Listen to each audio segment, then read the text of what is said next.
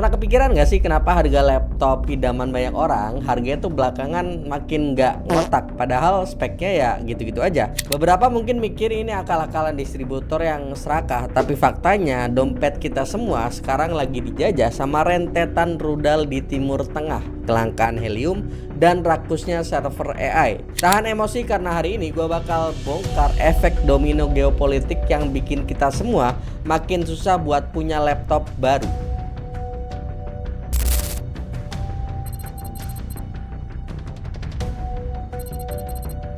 Oke, welcome back again di segmen PEMS Channel Tambah Smart. Hari ini kita nggak bakal bahas benchmark atau ngukur FPS, tapi kita bakal ngomongin realita pahit di balik layar kaca laptop kalian semua, laptop kita semua. Kalau kalian ngerasa harga laptop di Indonesia sekarang lagi gila-gilaan, kalian nggak sendirian. Ini bukan cuma perasaan kalian aja, ini adalah sebuah konspirasi global yang nyata. Kita lagi ada di tengah-tengah badai sempurna alias perfect storm. Di satu sisi, dunia teknologi lagi mabuk kepayang sama yang namanya teknologi artificial intelligence atau AI ataupun kecerdasan buatan. Di sisi lain, dunia nyata lagi sibuk lempar-lemparan rudal balistik antara Iran, Amerika, dan Israel. Baru beres gencatan senjata kayaknya pas video ini naik ya, karena di minggu lalu video ini belum tayang, itu mereka masih gencatan senjata. Belum lagi urusan kelangkaan bahan baku yang makin kritis, semuanya nyambung dan ujung-ujungnya ya dompet kita semua jadi korban. Kita mulai cerita ini dari sebuah kota di Israel yang namanya Kiryat Gat. Ini nggak tahu gue baca itu, pokoknya tulisannya Kiryat Gat. Tempat Intel punya pabrik chip raksasa di Israel. Pas eskalasi antara Israel dan Iran pecah, Amerika langsung turun tangan dan bikin situasi regional makin nggak stabil. Dan pabrik chip itu butuh kondisi ultra steril. Begitu ada ancaman rudal, lockdown lah pabriknya. Ribuan wafer silikon kalau dibiarin bisa cacat dan harus dibuang. Tapi masalahnya bukan cuma rudal, bro. Ada satu masalah tak kasat mata yang lagi bikin Intel, AMD, dan TSMC pusing 7 keliling, yakni kelangkaan helium dunia. Kalian mungkin taunya helium itu cuma buat isi balon ulang tahun gitu kan, atau balon udara gitu kan. Tapi di dunia semikonduktor,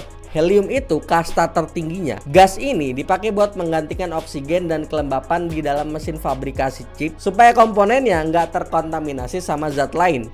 Helium juga jadi bahan pendingin utama pas proses laser litografi dilakukan. Nah, masalahnya Rusia itu salah satu produsen helium terbesar di dunia saat ini. Gara-gara perang di Ukraina dan sanksi ekonomi, pasokan helium dunia jadi makin kritis. Ditambah lagi tensi di Timur Tengah yang bikin jalur distribusi makin kacau. Tanpa helium, pabrik chip nggak bisa operasional. Barang jadi makin langka, ongkos produksi naik gila-gilaan juga, dan akhirnya ya harga laptop yang kita semua taksir, yang banyak orang taksir di toko naik hampir 2 kali lipat, ya minimal 2 juta dalam beberapa bulan ini. Dan oke, anggaplah chipnya aman, selamat dari pabrik gitu kan. Masalah berikutnya adalah logistik. Kalian mungkin mikir, Bang, terusan Suez ataupun Laut Merah kan nggak ditutup. Benar, secara resmi emang nggak ditutup, tapi jalur itu sekarang berubah jadi arena tembak-tembakan kapal kargo internasional pada parno takut kena rudal nyasar. Hasilnya, perusahaan logistik banyak yang milih jalur aman, muterin benua Afrika lewat Tanjung Harapan. Waktu pengiriman nambah berminggu-minggu dan premi asuransi kapal jadi naik berkali-kali lipat. Tapi plot twist utamanya ada di Selat Hormuz. Ini pintu gerbang utama minyak dunia yang dikontrol sama Iran. Kalau selat ini terus diblokade gara-gara perang makin panas, harga minyak dunia bakal terbang terus ke angka yang nggak masuk akal. Minyak bumi itu bahan baku utama pembuat plastik polikarbonat, material yang digunain di banyak, bahkan hampir semua line up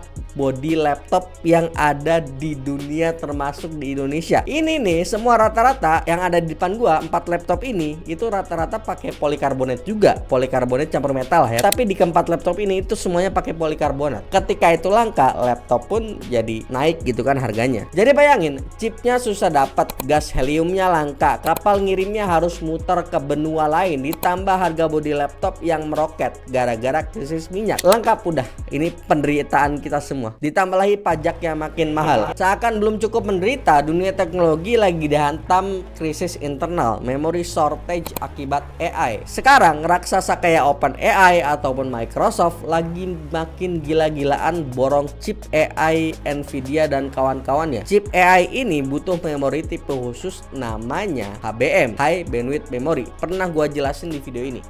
Pabrik memori kayak Samsung atau SK Hynix akhirnya mikir, daripada repot bikin RAM DDR5 buat laptop gaming yang untungnya tipis, mending bikin HBM yang harganya selangit dan pasti dibeli bos-bos data center dan nggak perlu duit marketing berlebihan. Akibatnya RAM dan SSD consumer buat kita, buat orang-orang biasa gitu kan, dikanibalisasi, pasokannya dipotong. Kalian bisa lihat sendiri harga RAM dan SSD Gen 4 sekarang lagi nanjak terus kayak orang lagi naik gunung. Walaupun kemarin sempat ada isu harga akan turun gara-gara algoritma Google, tetap nggak nutup apalagi di Indonesia gitu. RAM tetap mahal bro. Brand laptop pun harus rebutan sisa-sisa kuota RAM dari pabrik. Harga komponen naik, biaya logistis naik. Wah salam dah. Lalu sampailah barang mahal ini di Indonesia. Di sini harga yang udah bengkak harus berhadapan sama realita birokrasi lokal. Pertama, rupiah yang sering masuk angin. Kalau Amerika lagi bersin karena kita semua transaksinya pakai dolar, rupiah melemah. Otomatis bikin harga laptop naik pas dikonversi. Terus masuk ke tahap clearance, aturan impor kita kadang lebih gampang berubah daripada mood mantan kita semua. Barangnya bisa tertahan lama di gudang, belum lagi pajak PPN yang pelan-pelan tapi pasti dinaikin sama pemerintah. Udah nunggu lama, harganya naik. Sampai sini dipajakin lagi buat bayarin fasilitas mobil dinas pejabat yang baru. Kayak kemarin yang Range Rover 8M, untung tidak jadi. Nanti malah dijemput lagi kan sama tukang bakso